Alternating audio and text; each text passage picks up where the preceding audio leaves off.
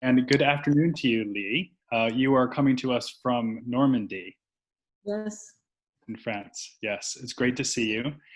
Just to repeat what Lucy said, which is important, please let us know what questions you have for Lee Edelkoort. Just put them in the chat box and we'll get to them at the end of the conversation. Also, if you'd like to just let us know where you're zooming in from, we are always curious to see that. Lee, I know that you're sitting in a very special room. I wonder if you could start by telling us where you are right now. I'm in my house on the Normandy coast. I'm overlooking the ocean. And I arrived here a week ago from South Africa, where we had been in lockdown. So I'm now in a quarantine of 2 weeks to see if, the flight didn't bring me the virus. I think we're doing fine. And so I'm here with Philip Fimano, my partner, to work on an exhibition and a book. And I work on my trend books and all this. So this is where I do my creative work most of the time. Yeah, I know you have so many followers around the world who are fascinated by your perceptions and predictions. And I just wanted to say how special it is to be talking to you where the magic quite literally happens. So this is really your studio to the extent that you have one. Yeah, really. Yeah. This is the only sort of fixed place in my life almost. Yeah. So you mentioned that you've been in quarantine from the coronavirus in Cape Town. How was the experience for you? It was strangely enough a great experience, although very painful at times. We were stranded in South Africa because I decided in February not to go to the United States. I felt that would be very risky. I found out that there is not even 1 million hospital beds, for so many million people. So I thought I'd rather not go because I was witnessing what happened in Italy and Europe and so on. And so we decided to stay in Africa. And then Africa was locked down and we couldn't get away anymore. So then we have been there for 4 months and we took actually the first flight, we could get to go back to Europe. But we were staying in an amazing hotel, a new hotel called Dorp, which closed its doors 2 days after we entered. And we both had our own little cottage and a beautiful garden. And there were a few people coming in and out, but very, very precise and, very masked and so on. So we felt incredibly safe. And then there was no work. And there was no work and there was no, you could not receive stuff, you could not send stuff, you could not print things, you could just, all our clients phoned us to say, we don't work, we have no research, we will have to stop working with you. And Milan was closed and this was closed and this was postponed. So almost every day there was less on our shoulders. And it made me feel giddy with happiness. Well, that connects very closely to the first big question that I wanted to ask you, which is to take you back to early March when you issued, I suppose, what you might call a very early response to the coronavirus that got a lot of attention, which I think was something that you put together and said when you were in South Africa, if I'm not wrong, in the wake of Design Indaba, which is one reason you had been there. And I'm just going to read something that you wrote that was quoted in an interview in Design at that time. So this was published on the 9th of March, so very early in some ways in the experience that we're all having. And you said, suddenly the fashion shows look bizarre and out of place. The travel ads that enter our computer space seem invasive and ridiculous. The thought of future projects is vague and inconclusive. Will it even matter? And then you went on to say that in many ways this coronavirus could have, despite the incredible tragedy, could have some positive effects. And you said, in the end, we will be forced to do what we should have done already in the first place, which I thought was such a powerful thing to have said, particularly so early on. And I wonder if you would talk a little bit about your thinking then, but also how it now looks to you 4 months on, because of course this has been an extraordinary 4 months for everyone in the world. Crazy months, crazy experiences, one after the other, rolling over each other. You go from despair to to delight and beckon. Very often you don't even know exactly where you are. But that in itself was also a very interesting, heady experience. So if you go into it completely, I think it's actually very good as an experiment with yourself. When I said those words, I really meant, that the virus was almost there to make us do these things because we didn't know how to do it ourselves. We didn't know how to work less, stress less, consume less, produce less, travel less. We didn't know how to jump off. Every dinner we said we're doing too much. Oh, it's a disaster. Oh, the planet. Oh, the fashion. Oh, the dump. All the fast stuff. But yet we didn't really know how to arrest it, and to take space and to create some form of stillness. So this was what was needed, obviously, for us to sort of come to these conclusions. And this will gives us also the time to reset everything we want to reset. So the gift of this horror story is that we will have that chance to redesign the world and the way we are and the way we live and the way we want to be. So I'm still very hopeful that there will be very powerful changes after this is over. However, this is not over. This might take another year and a half. So I don't know how it will evolve in our minds, how concerned will we stay. I hope we will stay concerned with the planet and with people and with, what's happening now in the streets and all the sort of new visions of inclusivity which become much more popular.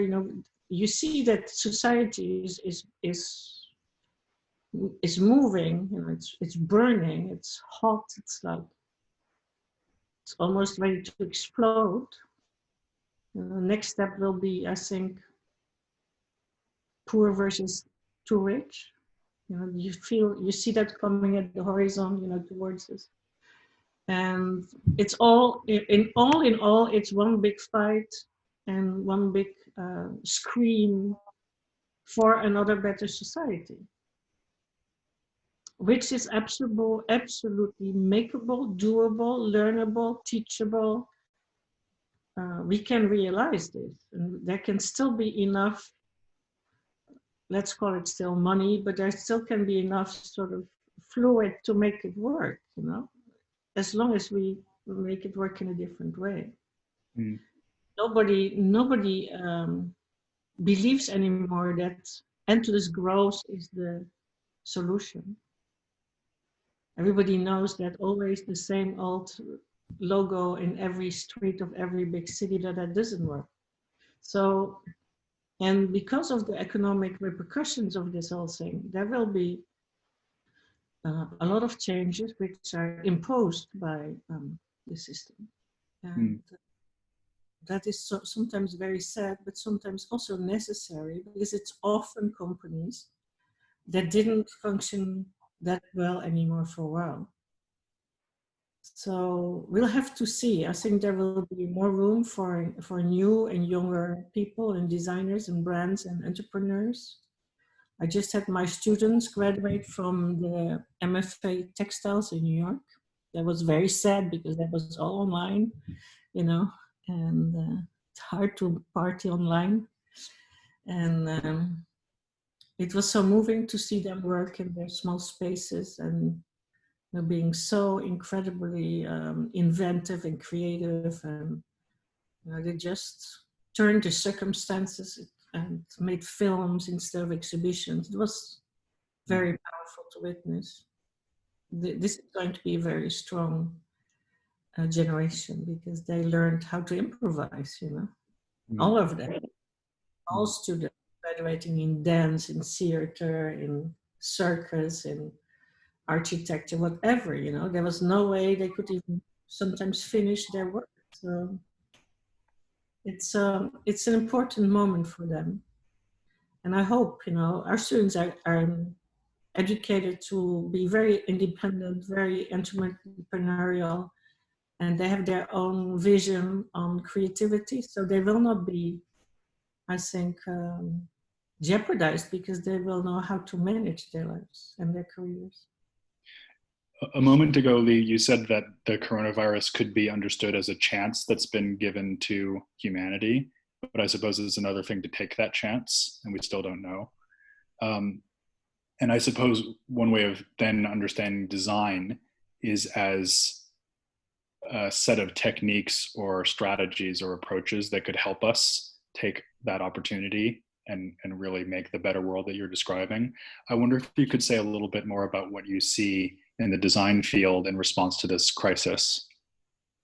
Yes, we have formulated an answer for this idea, because together with Philip well in quarantine, I felt that because of all this, all this happening, and this thing in design, which was seen by 900,000 people or something incredible. So it's so vital today. So I felt that we needed to do something. So we created the World Hope Forum, which is an answer to or in opposition to the World Economic Forum, which is just for the 1%, for the rich and famous and even more rich and famous. And we want to bring together all the creative forces of the world. So we're going to make a world organization in chapters in each country and ambassadors. They harvest the ideas in each region and country. We will edit those ideas and bring them once a year together in a forum where we will be online, of course, where everything is to be given. So all ideas can be taken. Everything is free online. Everything is there to be shared. Everything is in common. And the idea is that we will design, possibly first of all, processes more than products. What we now need to design is processes, how to design new schools, how to design new ways of working online. Now, what we do now, it's a very primitive system still. Mm-hmm. It's not easy for the people like you and me working, because we don't know the audience. We have no clue if people are listening or bored, or so it's a very, there's so much to be done in all sectors. And then, of course, also, how do we produce? How do we create smaller local regional industries? There's definitely going to be a move away from the farming out of for industrial products and medical products. So already Japan is giving a lot of money to those who want to bring back the making in Japan. And I think this will happen all over the world. And people will also move out of the cities to the country. So that will give an opportunity to create new farms, new design farms, new learning farms, new film farms. We could make smaller units where people can gather, collaborate, move from one to the other. So I just think we need to reinvent all systems. Could you say a little bit more about that move to cottage industries in relation to the other idea that you mentioned, which is about harvesting ideas and designing processes? Because intuitively, it seems to me that there's a kind of tension between the idea of innovation on the one hand and a kind of traditional localism and a return to previous ways of doing things that were more sustainable. And I wonder how you think about those two values together. Now, before I give the answer, I want to give you a new word I like, which is the key word in a new book about the future of luxury. And that word is innovation. Innovation. I think it's terrific. Let's wait. Let's take some time. Let's pause. A comma, please, Because the fast, or the so-called fastness, is not always controlled, and it's not always beneficial. And of course we will need to innovate in the making processes, but not innovation just for the sake of innovation, I think. innovation because suddenly it comes to you, it dawns on you, it's a gift, but not because we need to sell more product. There should be less product doing more things, actually. So that is one thing. Then these cottage industries, I think, are building in Europe. We see it happening is where young people are starting new mills to make textile. The first textile mill in London, a beautiful young guy who is crazy about machines, you know, and makes his own mill. There's a girl in France, she bought a mill for, it's a plant to do ceramics, you know, for the mustard ceramics, this very old, it's called Grey. She's making it contemporary. Piet Hein Eek in the Netherlands, he has this sort of universe where he creates his furniture, which is all recycled. He gives space to young designers. He has a gallery. He's making a hotel, a few hotel rooms. There's a restaurant. It's a shopping destination. There's cabaret. There is, you know, performances. There is champagne bar. You know, everything is there.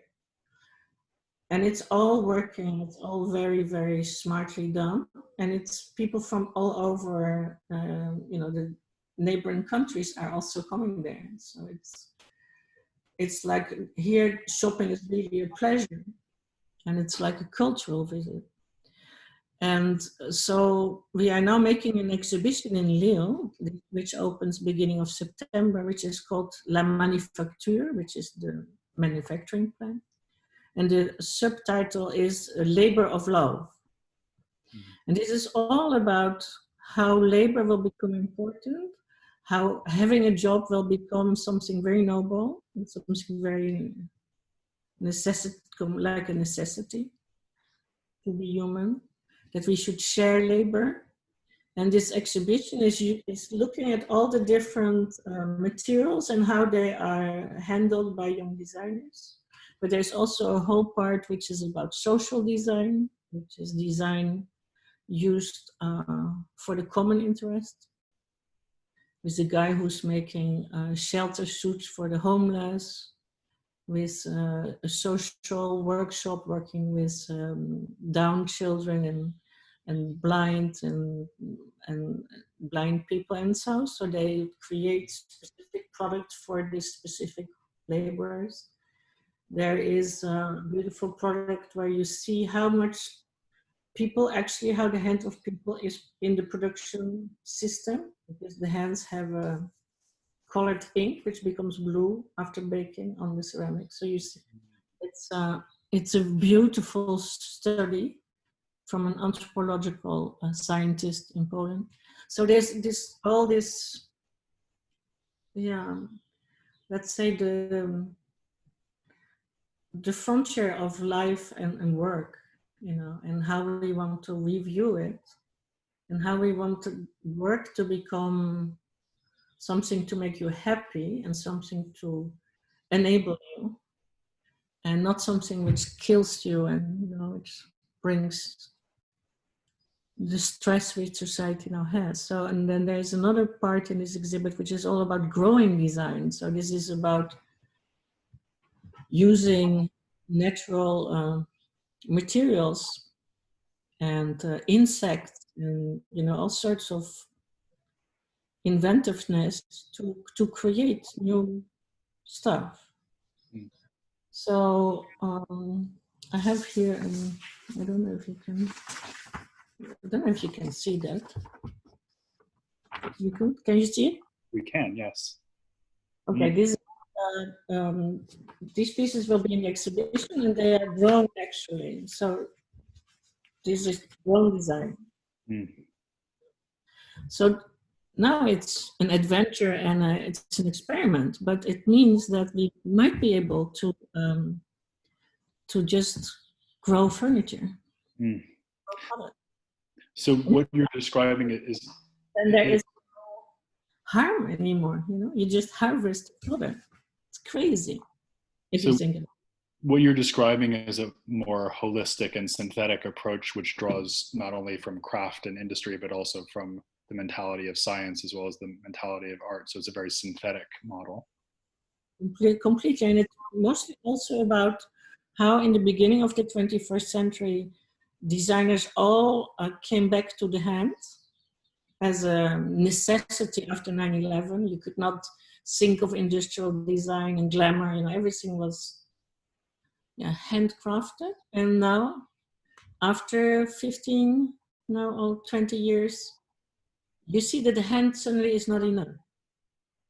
So the hand needs to be like Edward Scissorhand, The hand needs to have some mechanical tools, whether it's computer or 3D printer or hacking a machine or new loom, whatever they do.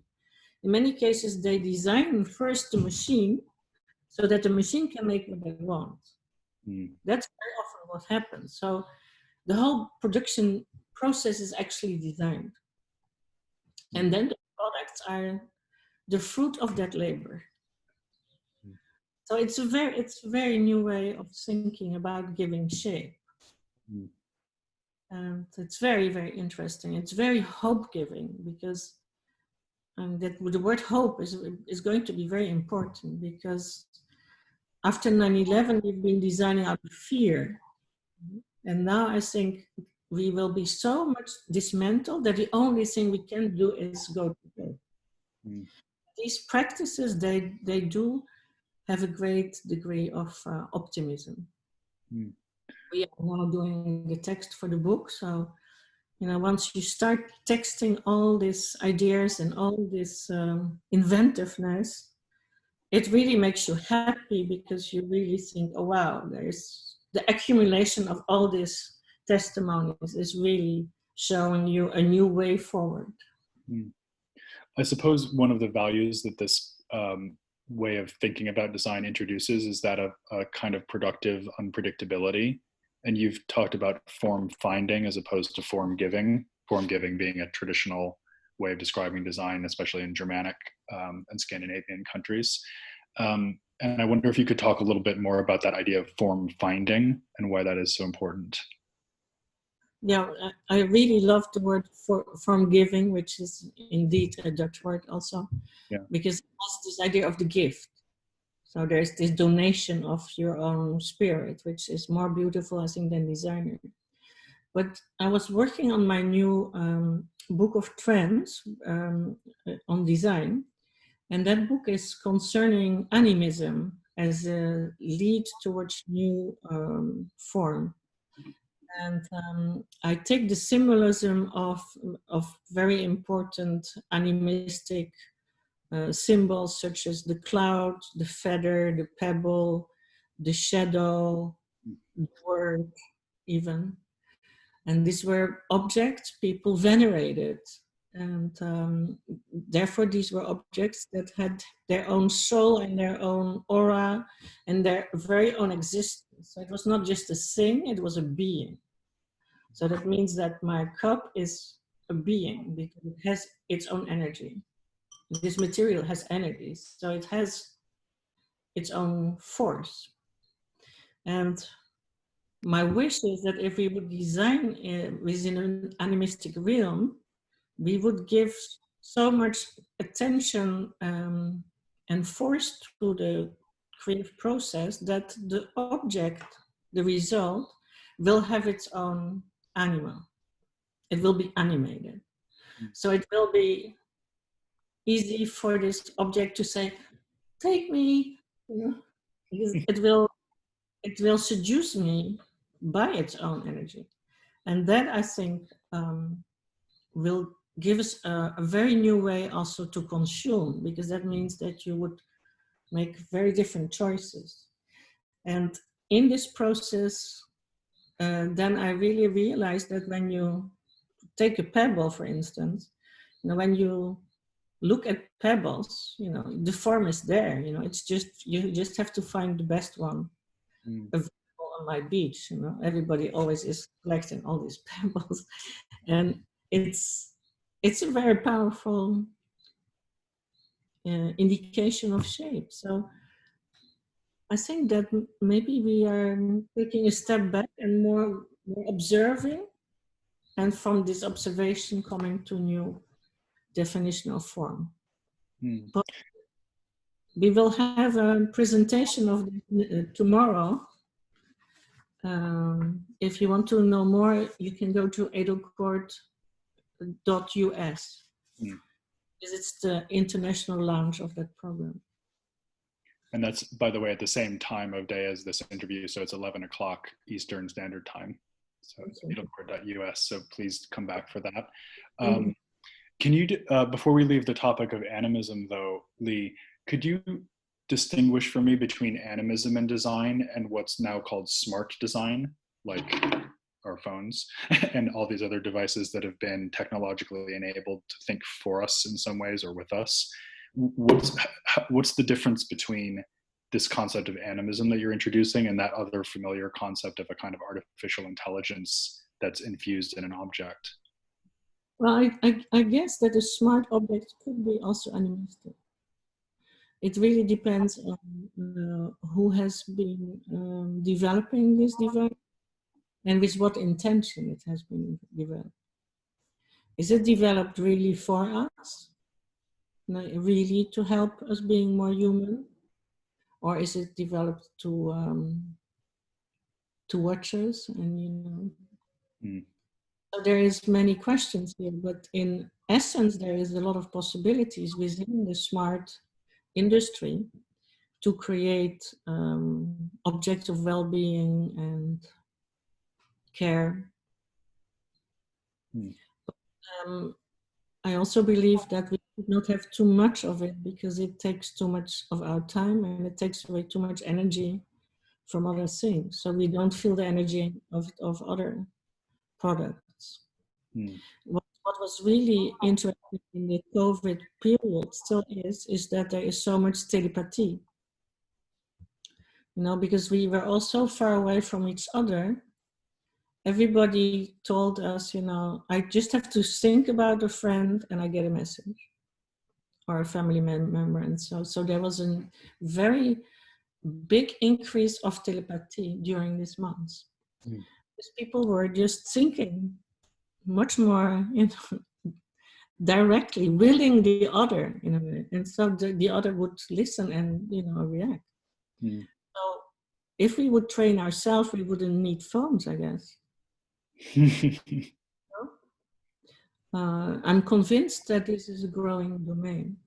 And actually, in the field of smart, they also know that this is happening and they are studying it as they are studying the forest floor, which is the best internet, better than ours. So there is very new and more animistic ideas or sources in the philosophy, I think, of the smart giants. In the end, maybe these things will come together. I really loved it earlier when you talked about the Zoom interface that we're using right now as primitive, because of course Zoom is a very new thing certainly for me, for many other people, this kind of face-to-face, but then to suggest that the way that trees talk to one another is far more sophisticated, and that's perhaps what we should be aspiring to. That's a very powerful vision of future communications design, I suppose. There's some trees where the leaves, when they know that there's going to be storm, they sense before the storm is there, and then they just turn around and they completely hermetically close the tree, like armies did, with their shields. Yeah. And apparently in the forest floor, these trees are also warning each other, healing the one who is sick, and so on. So there is much more happening than what we know how to do today, up to this moment. Lee, can I change the topic just slightly and ask you about a field in which you've had a great deal of involvement over the years, which is that of fashion and textiles. So maybe we could think of this under the heading of trends that are being accelerated by the coronavirus impact. And 5 years ago, you had already been saying, quite controversially at the time, that the fashion industry was so broken that it was doomed and fated to disappear. And I think at the time people thought wondered how that could be, because they were looking around them at a fashion industry that seemed very intact. But now, of course, look around us and what's happening to that sector and how severely it's been disrupted. And, you know, all of us are only wearing what we need to be on a Zoom call. And I guess I wonder what you see in that particular arena as a result of this year's events. I think that the fashion industry is possibly the industry which will have the most benefit of this period, because nobody wants to continue as before. Nobody. Especially the designers, they all say, this is enough. We've been abused by greed. We've been abused to make 4, 6, 8 collections a year. There is not even breathing. They cannot breathe because of greed. So the first person to make an official letter to Women's Daily was Giorgio Armani, and he said, you know, this business of selling winter in summer and summer in winter, it is madness. It needs to stop. We need to put, you know, the pendulum at the right hour. This is what we have been saying for 20 years, that it's sick to have cashmere in May and swimsuits in November. It's sick. But that's only because they want to make more money earlier and earlier. So one day they can just skip a season, which is what happens now. And so then Dries van Noten gathered a group of designers and brands to say, we want to go to a normal system. We don't want to do all these extra drops. We want to focus on beauty and on very well-made things, and we want to have time to create. And so it's a unanimous litany of voices saying, you know, this has been enough. Now, are they able, again, the creative forces against the financial forces, are the creative forces able to say, this is enough, we don't want to go there anymore? It needs to be decided jointly, otherwise, you know, it will be very difficult to manage. But it looks like it's going to happen, that at least we will have better dates, at least we will have less collections, at least all of them also want to make product which is made for the long haul. Armani says, why on earth did we follow the fast fashion rhythms? What was in our brain that we did that? My jackets are not there for just 3 weeks. They should be there for 3 generations, you see? This is garment you just give on to the other. You know? This hand-me-down garments, it should be. And the thrill and the love of textile and fashion can only come back if we restrain again.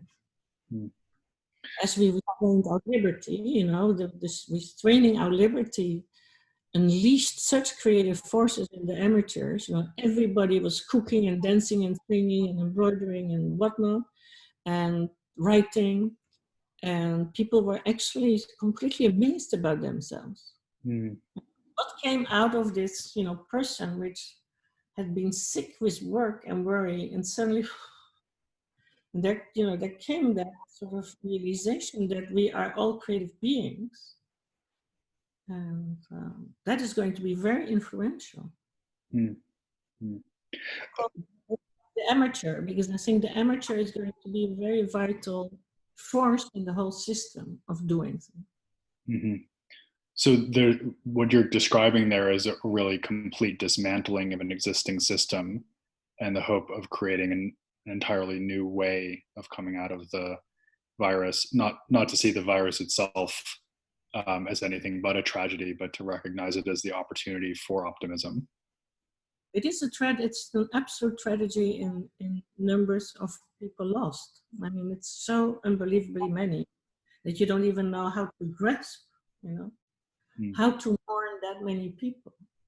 That is one of my biggest regrets, that I don't know how to do that. I'm mourning individuals, I know, but I cannot, my brain cannot grasp that many losses. So that I think is, that and not being able to touch are both very, very difficult things. Yeah. And maybe it will later on, we will have also sequels of this, obviously. We don't know yet what it will do completely for us, but even coming out of quarantine is already very sort of difficult, right? It's almost, you're almost scared by society, and yeah, it's weird. It's definitely not a very easy period, but it obviously it's necessary, and it was in the books also, and we now know that we have to be much more careful if this happens again. Also, you know, be much more. Yes, because this is a repeatable event, of course. And of course, we learned also, and most importantly, is that the people we really depend don't have the salaries they deserve. This is not going to be, you know, the solution will not be to give them a small raise. The solution will be to give them a total new category, socially and in security. It's not a category, so you cannot just give a small raise. That's not going to do the job. So this needs another form of revolution to really see this on another plane, right? Oh my God, there's so many things to do. Well, I wanted to ask, because of course one gets overwhelmed by the scale of it to some extent, and I wanted to maybe go down to something more personal about your own perspective. And really what I want to ask you is about your own personal strategy of being kind of in the prediction business. And what strikes me from a very outside point of view is that you've taken a profession, that of the trend forecaster, that from a certain perspective could be seen as the most instrumentalized, the most capitalist undertaking of all, really about trying to achieve a kind of frictionless efficiency in profit making, both in the fashion sector and otherwise. And you seem to me to have reinvented trend forecasting almost as exactly the opposite, as a critical tool, as a stance of evaluation, candor, transparency, and a really radical rethinking. And I wonder if you could talk about that. What led you to realize that trend forecasting could be that tool for you? I think it started to happen in the early 90s. This was the first real realization of the ecological drama. And there was a first awareness, you know, of what it could be to be green and to be bio and stuff like that. And it was a short-lived moment, but it was very enlightening. This was also where there was more a minimalistic idiom in design and in lifestyles. So this was the first real awareness that you would tell your clients to make much less instead of more. You know, you would urge them to do less and to make the same amount of money with much less product and much less waste. And we started to discuss as of that period. And then by and large, my role became more a social and social political role. And there is also, I think, a degree of anthropology more than, so it has nothing to do with marketing. For me, it never had something to do with marketing. So it's much more trying to be open to how the mind of us people is changing and how that is affecting society. Mm-hmm. This can be new words, you know, the recent street events, you know, in all over the world were late in a book. 2 years ago, I made a book, you know, I watched, you know, footage and I thought, this is like this book. And I went back to this book and the book is sort of prefiguring all those things. So it's, yeah, it's weird. It's working, and I do believe that my destiny is to be more and more so an agitator and you know, trying to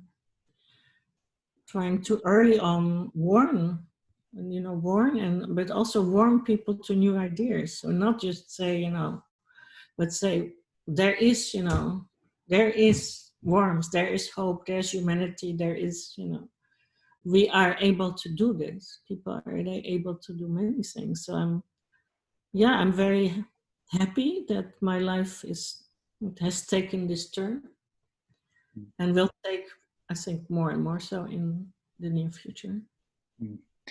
I'd like to, and I'm definitely going to travel less. So I'm so happy with what we do now, that that's a real revolution, I think, for many of us. Lee, let me ask you just one last question before we start taking some from the audience, and that's a question about education. So one thing that many in the audience will know is that you had an extremely influential and significant role at the Design Academy Eindhoven during one of its great periods of invention and incredible talents coming out of there at that time, many of whom we've been interviewing on our series, including Joris Larman, for example. And I wonder what the education scene looks like to you now. And also, I thought you might want to put in a word about this fascinating exhibition you have coming up at the Van Abbe Museum that in a way revisits your time in Eindhoven through the device of your own collection. So it would be great if you could say a little bit about that, but I also love to know what you see the future of design education as being. Well, I came to the Design Academy as chairwoman just before 2000. And I had been attached to the school already for 9 years as head of department. And I did that job as a sort of part-time job. So I would go 1 week a month to Eindhoven, and somehow that was a very dynamic system. So we managed to do incredible things very fast. In 10 years, we turned it really around. And it was a very happy period because after 9/11, the optique changed so much that the whole design language, was transformed. I remember that we sent our students to Milan, but I could not send them with, beautiful design. I mean, that was not the right moment. So we made an exhibition called Improvisare. So we just gave them a credit card and some tools. And they had to design an exhibition in Milan in a week with what they could find in the street. It was amazing. We did one in Tokyo and one in New York. And it was very successful. And the students, Joris, still tells me that, he really learned his way in New York because he was doing shopping, and, it has been very instrumental for them. So this period was very powerful, very intense. And I started to collect the designs of my students straight from graduation, because I have a nose for talent. So I really early on sort of feel what's happening. And so I accumulated a beautiful and amazing collection, which has been growing until today. And this collection now will go to the Van Abbe Museum in Eindhoven. So that's great because it will go back to the city where it's born. And it's also very interesting because this will be the first time that a museum of art is going to integrate design on exactly the same level. So there's not going to be another department. It's not going to be a separate wing or something. It's going to be completely integrated in the collection. That is, I think, a world premiere, and it means a lot, I think, for the status of autonomous design. So I'm super happy also for my kids, for my students, my former students, because it's good for everybody that this happens. So we will do a small preview of this, how these things will come together. I think we will make a small exhibition about melancholia, because I feel that many people are very melancholic. And then, what about the future of, I think that again also needs to change dramatically. I don't think anymore that people who will reach 100 years or more which is the new generations, can be taught one thing only. I made a very beautiful program for persons which never saw the light, which was a year of fusion where you would learn 10 weeks everything about the body, 10 weeks everything about space, and 10 weeks everything about time. And every week you would have another teacher. That was like a top team of faculty. And so you would learn, how does the body work? How does the body eat? How does the body move? How do I picture the body? How do I close the body? How does the body think? How does the brain move the body, and so on? And once you had done all these, different categories, it's very, very imaginary. You would have done enough writing, enough sketching, photos, research, to be able to go wherever you want. But you will have had a basis, a sort of grounding, which even 50 years later, you then know how to reach out to a colleague who is in this other field, because you have touched on it, right? And then later on, also in life, you can move from one domain to the other, which is, I think, so crucial. So that's one thing. And then I have a personal idea which I would like to develop, but I haven't found yet a university. I would like to do a master, which is a master in design and thinking and philosophy, on how to how to design a new world with the help of indigenous cultures.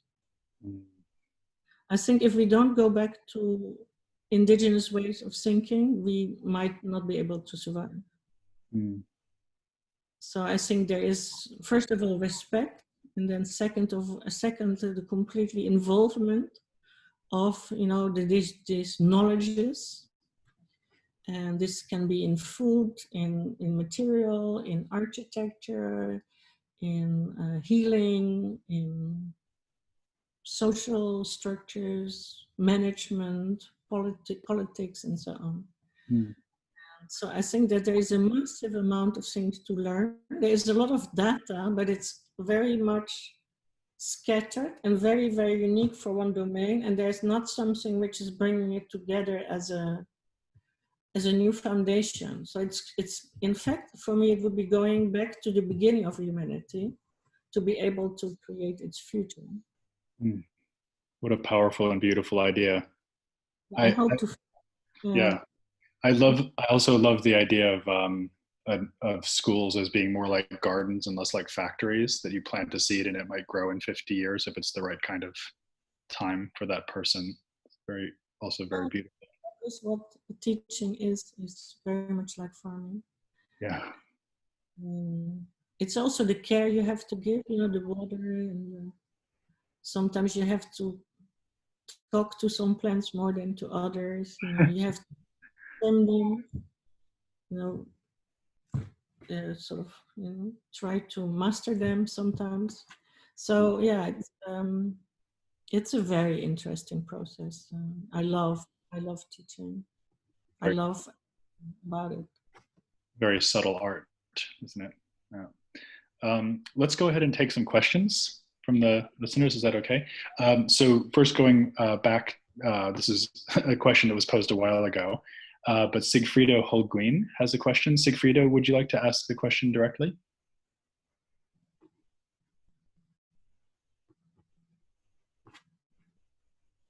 He's not there.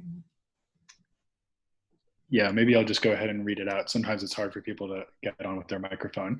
He asks a great question. How do we translate to a larger scale the idea of social responsibility and accountability into design and creative practices into the future, since the way society is structured is around capital? So how do we scale up some of the inspiring ideas you're talking about? Scaling up is a very American word. Yeah. And always when I'm sitting in juries in Parsons Fashion, for instance, there's amazing ideas for a new fragrance into garments, whatever. And then the question comes, second question always is, how do you scale this up? Well, you don't. You don't. Not everything needs to be scaled up. It's actually really interesting if sometimes scale is small. And there's this tipping point where people, they're doing well on their own with an assistant, and then there's growth, and then they have an equipe, and then they fail. So it's not an easy road to scaling up, and I don't think it's necessary always. I don't think that the whole world needs the same things.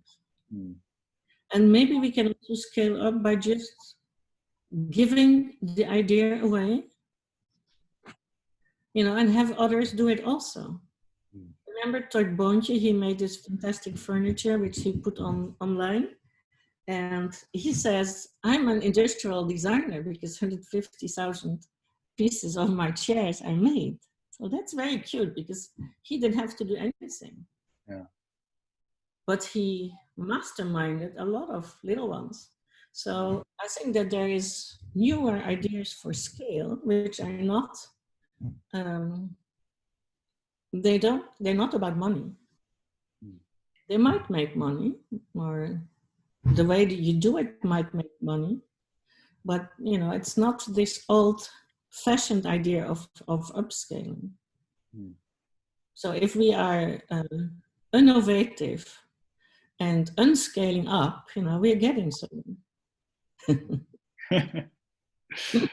Fantastic. Okay, we have a question from Lori Ann Brewer. Lori Ann, are you out there?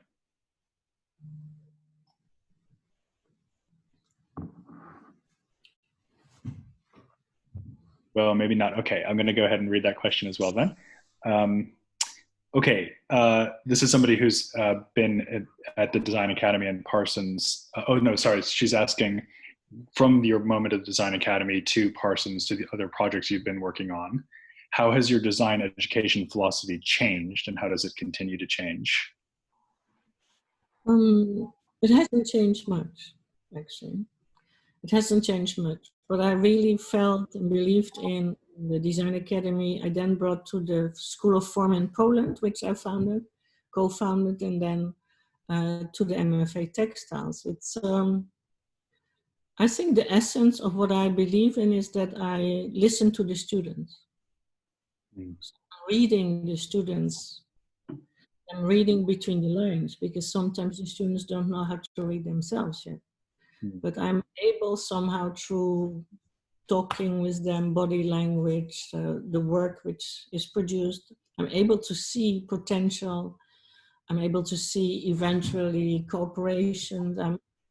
And I think from this observation, you formulate what is good for one person or another. And then also you start to see the climate of a class, because it's almost like wine, you have wine years, you have very good wine years, you have fruity wine years, you have average ones. And so I don't know how that works, but that is how it works. So that you have to prepare differently for the different years.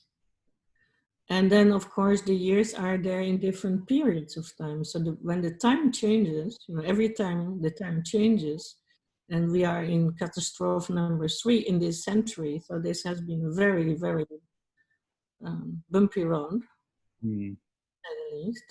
So then you adjust, of course, your agenda. You adjust what you do. If anything, I think I want to give students more independence. More possibility to create their own life. So more almost like an artist more than an industrialist, let's say. Or yeah. not working for industry as we have known it, let's say. Working on industry as we will have to design it and make it. It reminds me of something you said earlier in our conversation, which is that the present generation that's facing the coronavirus as young people will be, of course, immeasurably changed by it, but also strengthened in lots of ways. And I remember that a few years ago, you were talking about the like generation that just sort of said yes to things, but had maybe no more commitment to that. And it seems that that's going to be completely disrupted now. Completely. Yeah. Let's take a question from Ana Paula Moreno, who has asked me to read it aloud. She says, "It is interesting that you name social design. There are so many design practices today: critical design, design thinking, experimental design, product design, etc. Is there a special practice that you have more faith in to make a difference to humanity?" And then she also asks, "How do you think about the role of art designers?" So maybe she's asking a question about how we categorize and think about design here.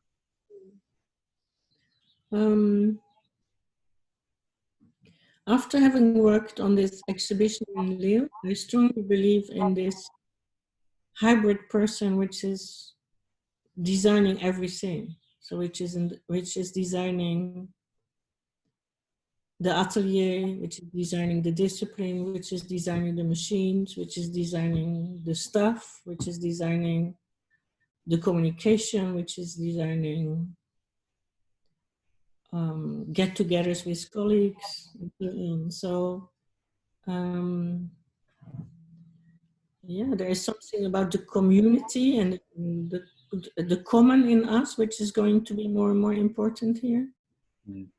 What you see, for instance, in Eindhoven is that they buy together some machines which they share. So, you know, there's a lot of camaraderie and fraternity in this, which is very powerful. And independence is very important, I think. You know, that the way it worked in the past, that industry would come to a designer, ask for a series of designs, you know, make the designs and give them royalties. That doesn't exist anymore. Designers already now have to participate in the financial aspect of the whole adventure. So already, you know, as a designer, you become also a business person. And so that's asking many more flexible skills. And so it's more fun because you just design your whole thing, you know, it's your whole philosophy. And that is going to be continuously more important. So the different ideas of design thinking, this and that, I think that will no longer be so, we won't make categories maybe as that so much anymore. Yeah. And the future of autonomous design, I don't want to call it art design because it really is not art, it wants to be design, but it's autonomous. Well, I think it's still a very good future because you're very much, well, you have everything in your own hands. So. Yeah, that's a fascinating observation that while you might think that being an autonomous designer is simply more difficult because of the financial risk, of course, it also means that if you are literally responsible for the means of production, then that gives you much more creative scope. And as you say, might even be more, use the word fun, which is an interesting word to use about that kind of financial responsibility. But I think about, you know, someone like yours or Chris Schenk, who we talked to on program, or Faye Toogood, you know, many of the people we've talked to have had exactly that experience. So, and they, if you observe their career and their work, it's like they are almost like jumping and singing through life. It's like it's popping up, and then they do it, and then it's asked, but then they do this, and so it's a very fulfilled life, I think. And they work high, they work low, they go where they want. And what is nice about autonomous design is that it's not wasting that much because it's small series, or made to pleasure. So it's not anyway sort of dangerous for the planet also. Well, let's just take a couple of more questions. First from Leora Honeyman. Laura, are you able to join us on mic? Hi. Oh, good. Hi. Hi, Glenn. Hi, Lee. Amazing, inspiring talk. Thanks. Okay, so yeah, do you think as we decolonize and therefore deconstruct the paradigm that we seem to be emerging from, are we becoming more open to other species as well as other cultural influences? And in that coming paradigm, might we be more interspecies collaborators in terms of design and culture? Embracing other beings, you know? Yes. My answer is yes. I think that we will be open to collaborating with nature, with animals, with other people, with other continents. I think the curiosity is really there. We just have to enable, I think, exchanges. And yesterday we did a very interesting folklore presentation for the Santa Fe market, and as a benefit. And this study I did was about how in all regions of the world people do the same, but they think it's unique. So it's very funny to see that people make square garments, in all continents. But in all continents, it's regional, local, and unique. However, all over the world, it's the same. So that I found very, very intriguing, is that our brain obviously is leading in similar directions. This is how ikat was invented in 3 different places. The indigo dyeing, Africa, Japan, and so on. And this was in periods that there was no ships and people were not able to communicate, but it's just the way our brain functions. So as a species, we just tend to do similar things. So that's so heartwarming, right? That we are so the same. And this is the only thing which motivates me in a way, that to look at sameness more than differences. And I think the idea of empathy will become very important. And in this book I spoke about, which I rediscovered, there is an image which says empathy is a political question, and now it is, you see. It has become. So, yes, I'm in our exhibit, there is a very nice new product of a girl working with moths. So she has her sweaters, which she puts in a terrarium with moths, and she invites them to destroy all her knitwear. And then they destroy it so well that it becomes powder. And then from the powder, she can make new materials. So it's one of the best, most brilliant ways to recycle. And, it's very interesting as a little process. It's a little laboratory exercise. But again, it tells you that there is so many forces at work. There's so many working systems which somehow we could, not colonialize, but learn from and adapt. But we have to be very careful that we are the guardians. And we don't own all this, right? That's right. Yeah. Maybe I'll take one last quick question from our colleague Adrian Madlener in New York. Adrian, are you with us? Yep, I think so. Hi, Adrian. Can you hear me? Yeah, okay.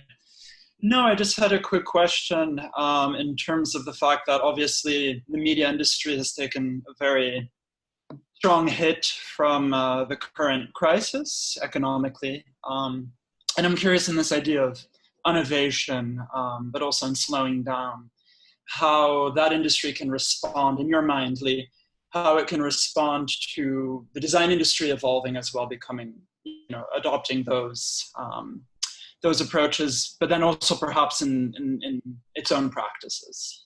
Yeah. I So don't know the if that's too industry vague. you speak of is the design industry, or it's the publishing? Well, let's say design publishing, design magazines, design media in that sense. Yeah. I think, that recently journalism has become much better. And this is mostly because of internet and bloggers and so on, and tweets. And so there was such an overload of very short comments and so on that the real journalism came back in many, many different publications. So longer articles, deeper articles, better written, more time for it, more time to do research. And so this is, I think, very beneficial. So you see nowadays that that there is a return to reading and a return to interest in real journalistic skills. And this will profit, I think, publications which are a bit more mental, and which use a good degree of excellent journalism to go deeper into the field. Mm. So, and this always needs to go together with online stuff. So there's no more this or that. It's always a combination of. And although the power of a singer as design, it's pretty amazing how many people they can reach. Mm. And so I think there is a real future for publications and for think tanks and for congresses and for roundtables and for things like we do now, encounters between people. Definitely, I think. To make also the contact with the design discipline much more human and much more close to people, and maybe also involve people in processes.